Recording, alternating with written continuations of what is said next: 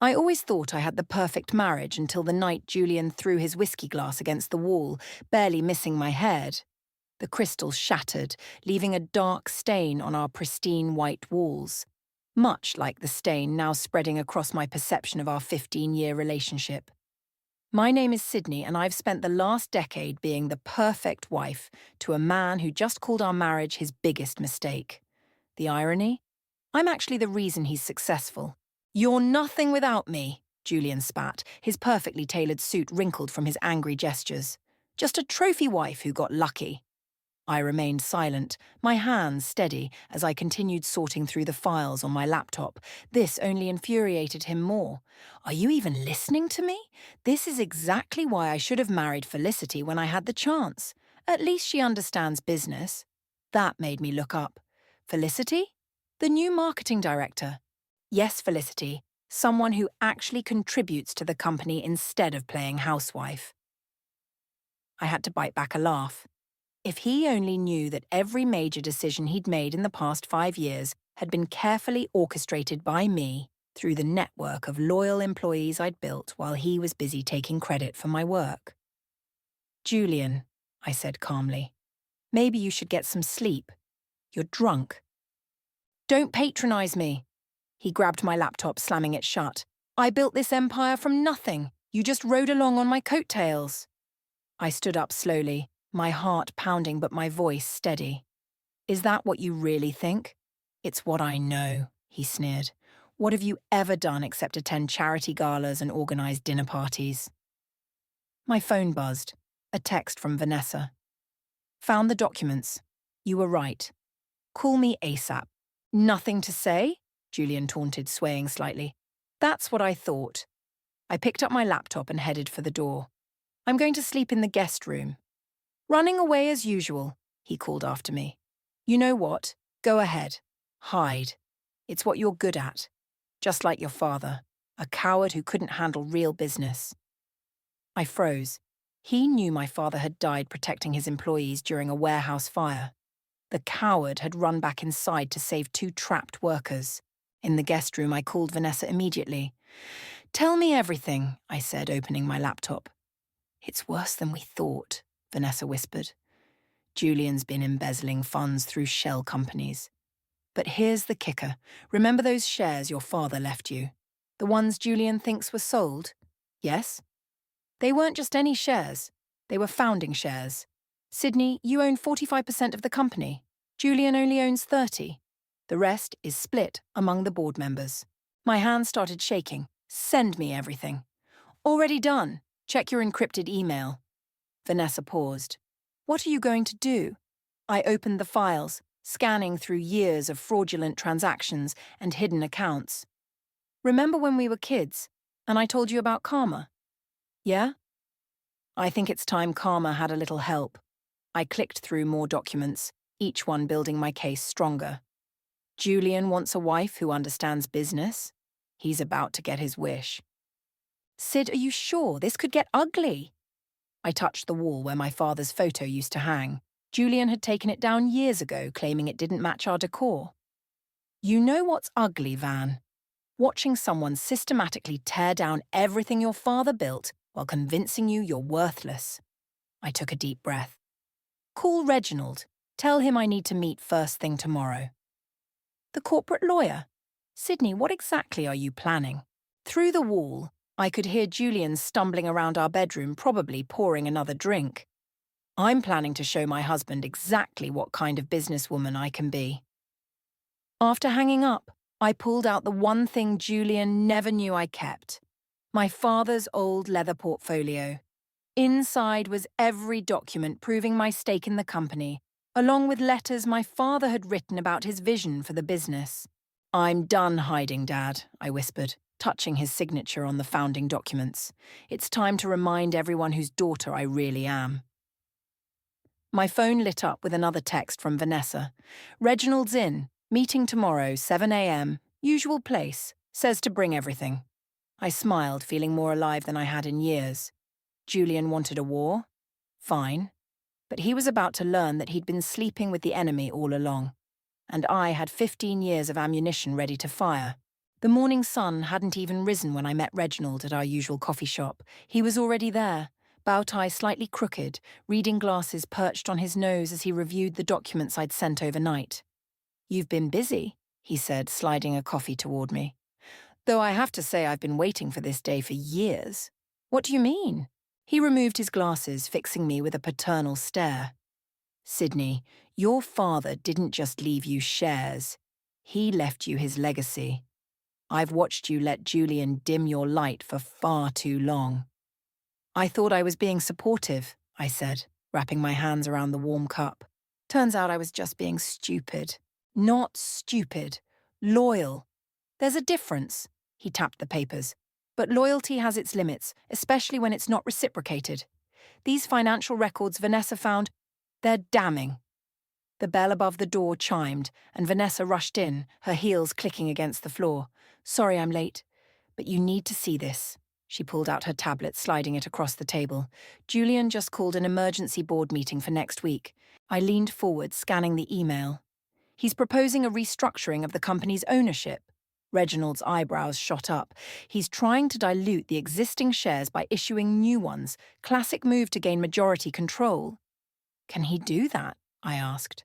"Not without shareholder approval," Reginald smiled, "which means he needs your vote, even though he doesn't know it." My phone buzzed. "Julian." I declined the call. "He's been trying to reach me all morning," I said. "Probably wants to apologize for last night." "Don't let him," Vanessa warned. "You know how he operates. He'll apologize, buy you something expensive, and expect everything to go back to normal." "Not this time."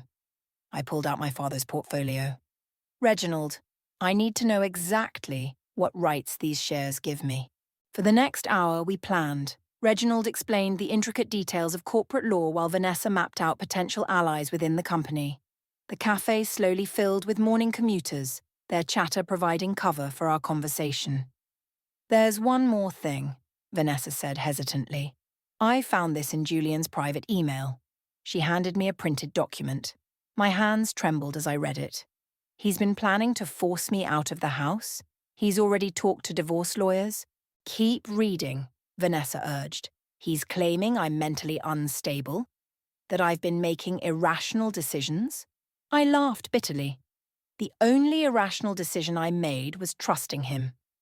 Reginald leaned forward. "This actually works in our favor. He's so convinced of your ignorance that he's not even being careful anymore. But we need to move fast." My phone buzzed again, this time with a text from Julian. "Where are you? We need to talk about last night. I have a surprise for you." "Let me guess," Vanessa said, reading over my shoulder. "He's already ordered something ridiculously expensive to make up for it." "Probably another tennis bracelet," I muttered. "He always buys jewelry when he feels guilty." "Sydney," Reginald said seriously, "if we're going to do this, you need to play along for now.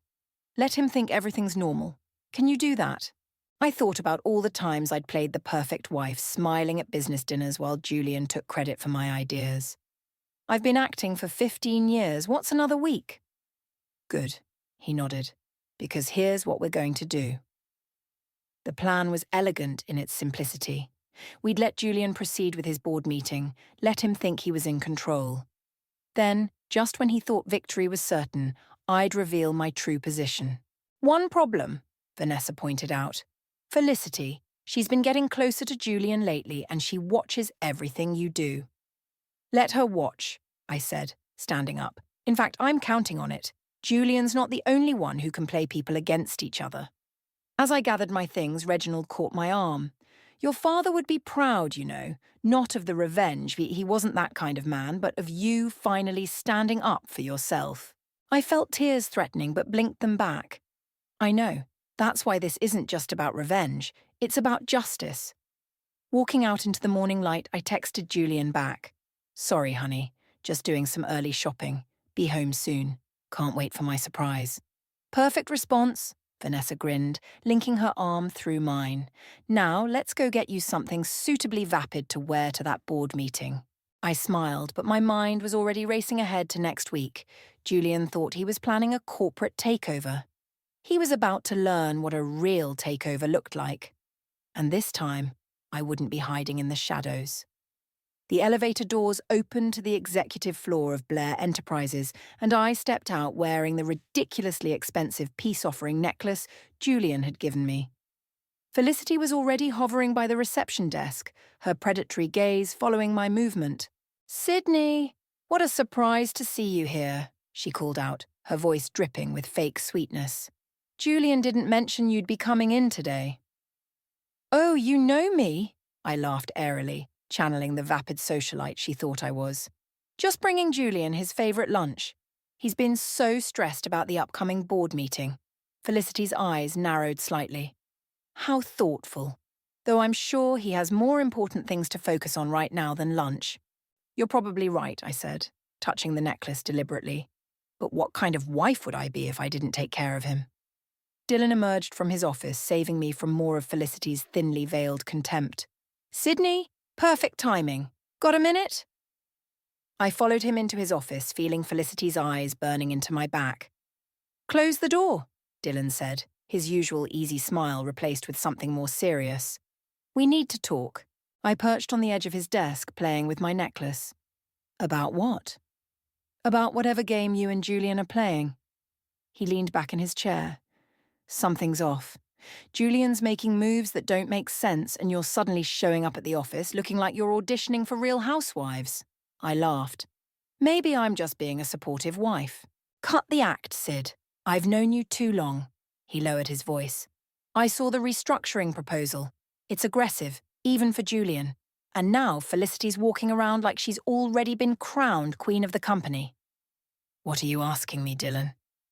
"I'm asking if I should be worried about my investment in this company." Before I could respond, Vanessa burst in. "Sorry to interrupt, but Sydney, you need to see this." She handed me a tablet, her expression grim. My stomach dropped as I read the email chain.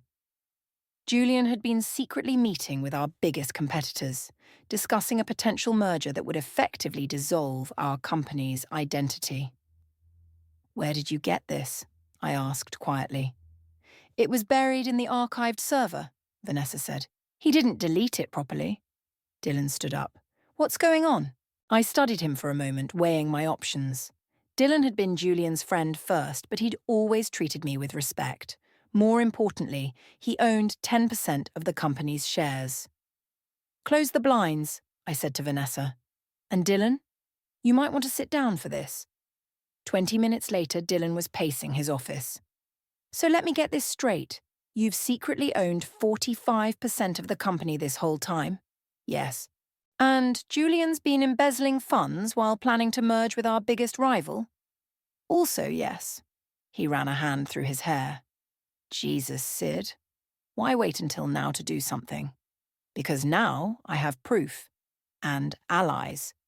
I glanced meaningfully at him. "You want my shares on your side?" "I want you to vote for what's right for the company," I corrected. "My father built this business to help people, not to be Julian's personal piggy bank." A knock at the door made us all freeze. Felicity's voice came through. "Dylan, Julian's looking for you. Board meeting prep in 5 minutes." "Be right there," he called back, then turned to me. "What's your play with her?" "Let her think she's winning," I said, standing up. "She's so busy watching me play the trophy wife that she won't see the knife coming." "Damn," Dylan whistled softly. "You know, I always wondered why your father left you those shares." Now I get it. I headed for the door, but Dylan caught my arm. "Sydney, whatever you're planning, I want in." "You sure? Once this starts, there's no going back." He smiled grimly. "Julian's not the only one who remembers what this company used to stand for." I nodded, then opened the door to find Felicity still lingering outside. "Oh, Felicity, perfect timing. I was just asking Dylan's opinion on redecorating Julian's office. Would you like to help? You seem to spend so much time there lately." Her face flushed red as I walked past, humming quietly to myself. Behind me, I heard Dylan trying not to laugh. In the elevator, Vanessa waited until the doors closed before speaking. That was risky, baiting Felicity like that. "No," I said, watching the floor numbers descend. "Risky is what's coming next." I pulled out my phone and typed a quick message to Reginald. "Dylan's in. Start the paperwork." The pieces were falling into place. Now I just had to survive family dinner tonight without giving everything away. After all, Julian always said I was good at playing pretend, if he only knew how right he was. Kenny's corner office felt like a sauna as I sat across from him, watching him digest the information I'd just shared.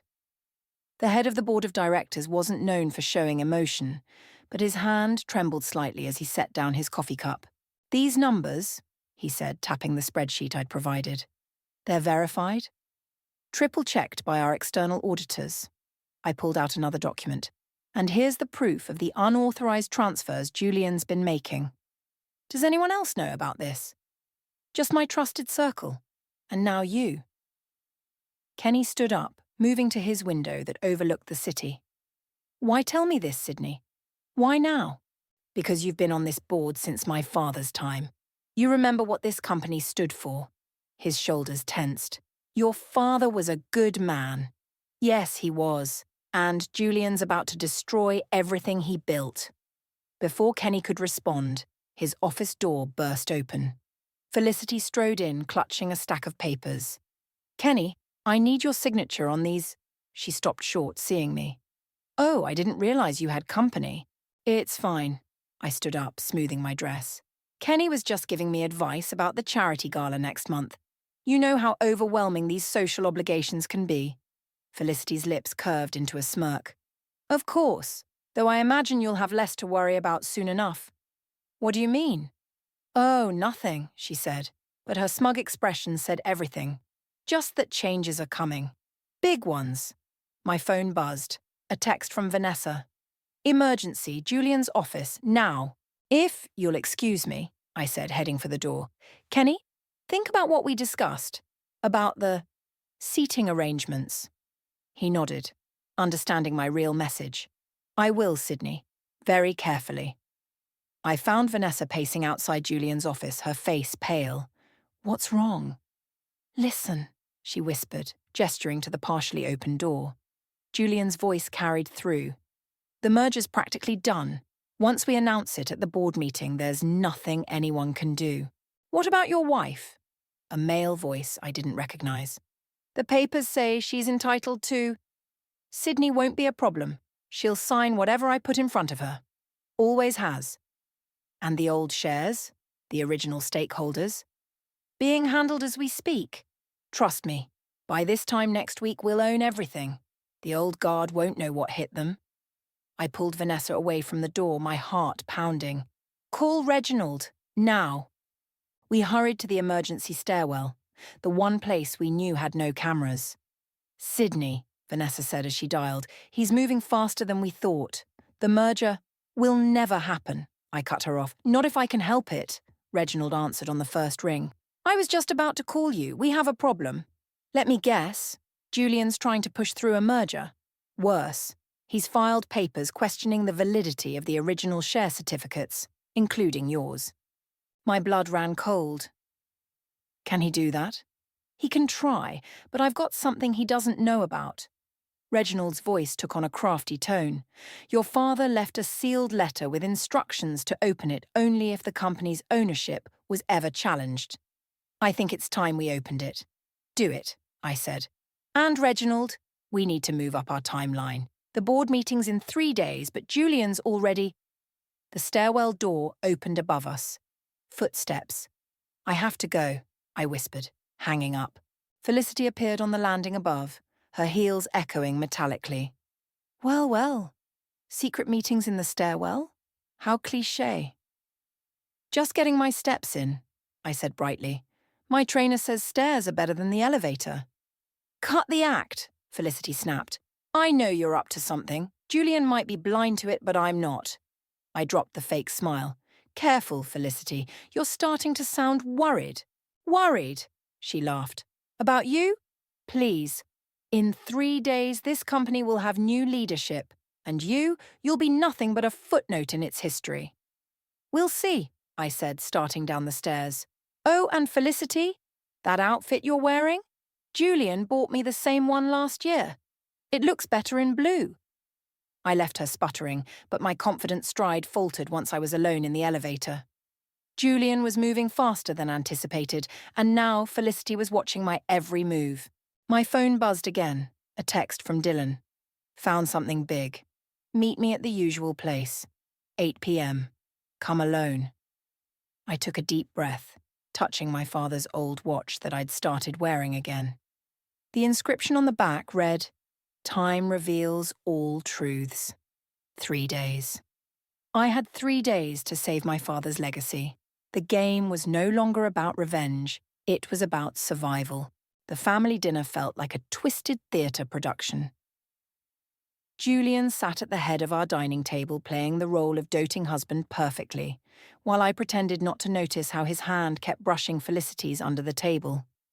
"Sydney organised everything tonight," Julian announced to our guests, his smile not quite reaching his eyes.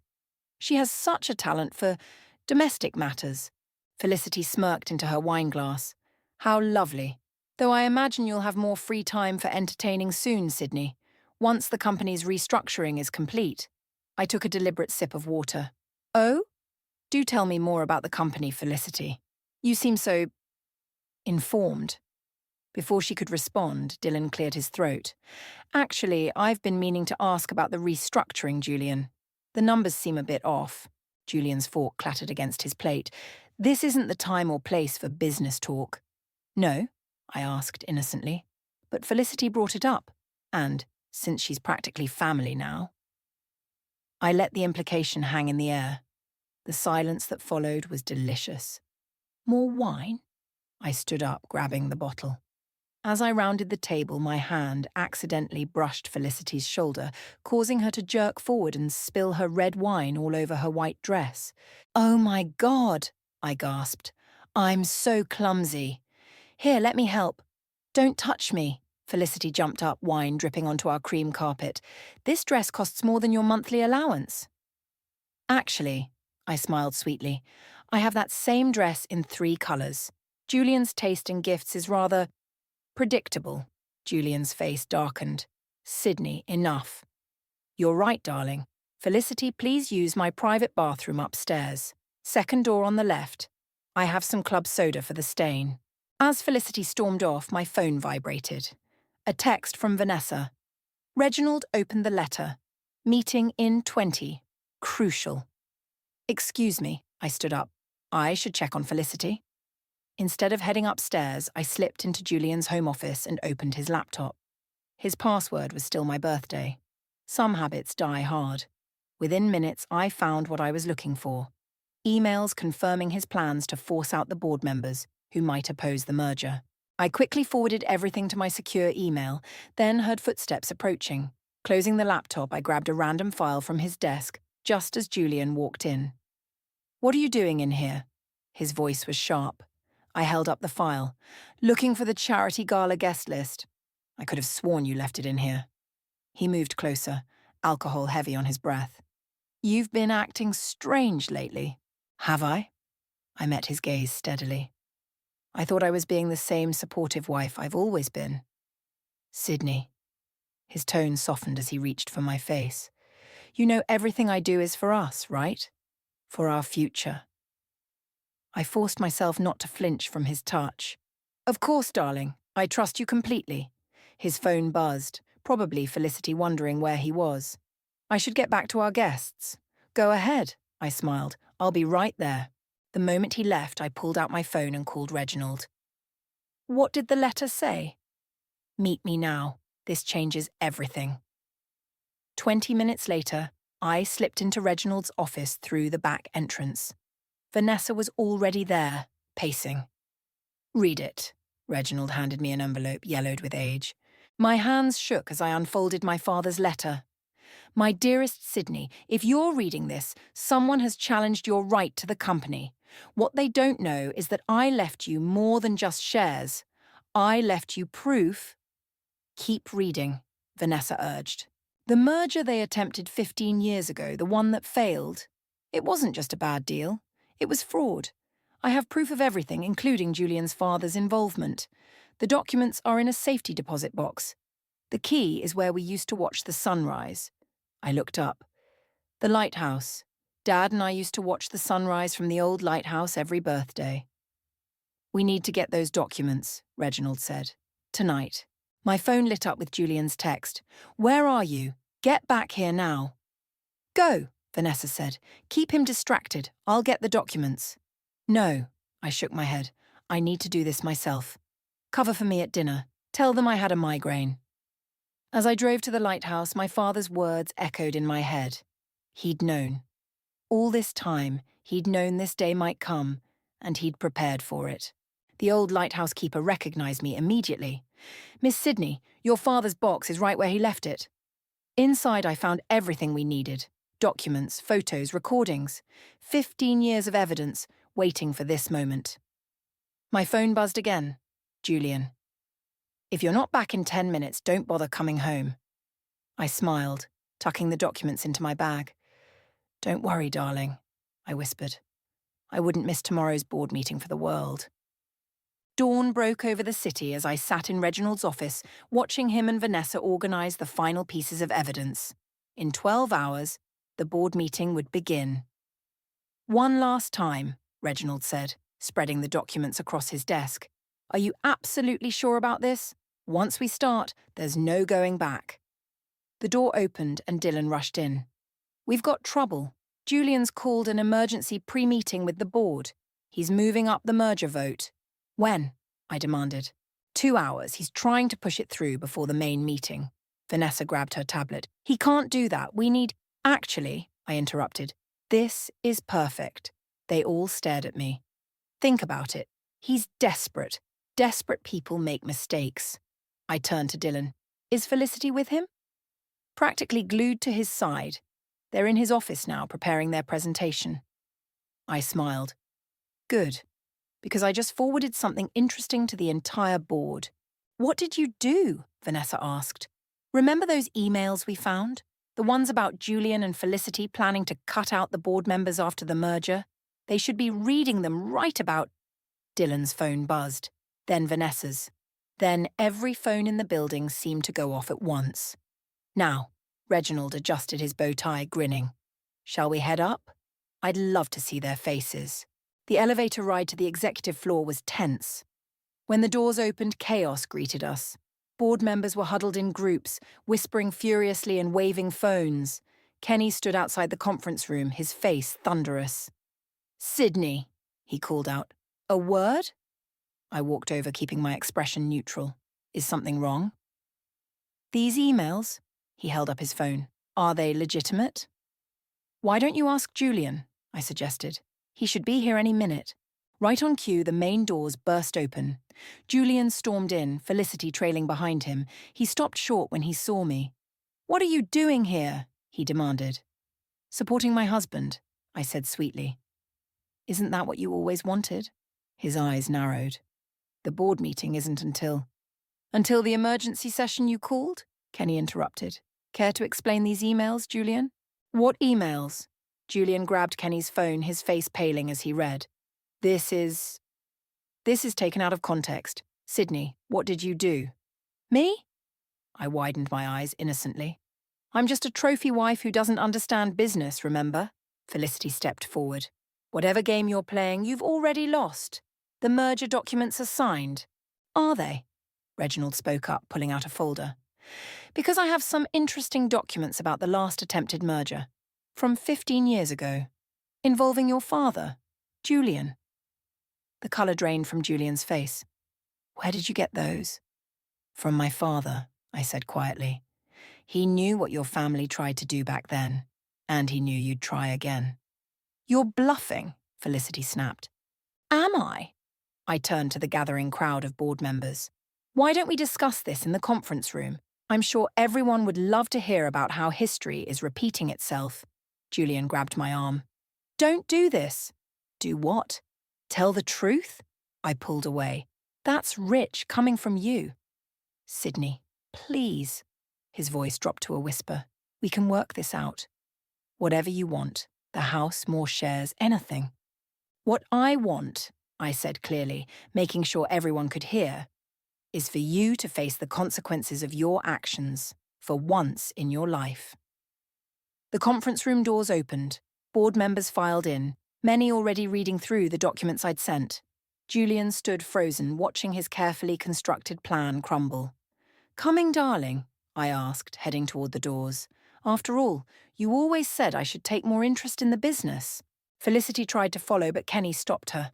"Board members only." "But I'm—" "Nothing," I finished for her. "Just like I was supposed to be, right?" Inside the conference room, I took my seat, not in my usual place by the door, but at the head of the table. Julian remained standing, his world visibly shifting beneath his feet. "Shall we begin?" I asked, opening my father's folder. "We have a lot to discuss." "Sydney," Julian tried one last time, "don't do something you'll regret." I thought about 15 years of diminishment, of being treated like an ornament, of watching him try to destroy my father's legacy. "The only thing I regret," I said clearly, "is not doing this sooner. Now, let's talk about the real future of this company." The door closed behind us with a final click, and the real battle began. "As you can see," I gestured to the screen behind me, "the proposed merger isn't just questionable, it's illegal." My voice remained steady as I clicked through the evidence, watching Julian's face grow paler with each slide. "These documents," I continued, "show a pattern of financial manipulation dating back 15 years, the same pattern my father discovered before his death." "This is ridiculous," Julian jumped up. "You can't possibly understand." "Sit down," Kenny ordered. "Let her finish." I pulled out my father's original share certificates. "I understand perfectly, just like I understand that I own 45% of this company." The room erupted in chaos. Board members shouted questions while Julian slumped in his chair, finally realizing the depth of his miscalculation. "That's impossible," he whispered. "Those shares were sold." "No, Julian, you just assumed they were." I turned to the board. "My father left them to me with explicit instructions. Instructions I've finally decided to follow." Dylan stood up. "As a 10% shareholder, I move to vote on new leadership immediately." "Seconded," Kenny called out. Julian lunged for the documents on the table.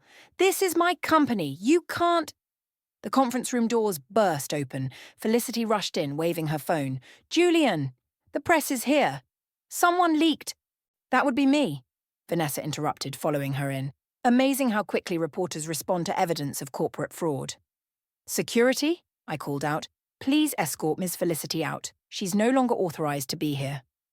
"You can't do this," Felicity screamed as security approached. "Julian, do something." But Julian just sat there staring at the evidence spread across the table.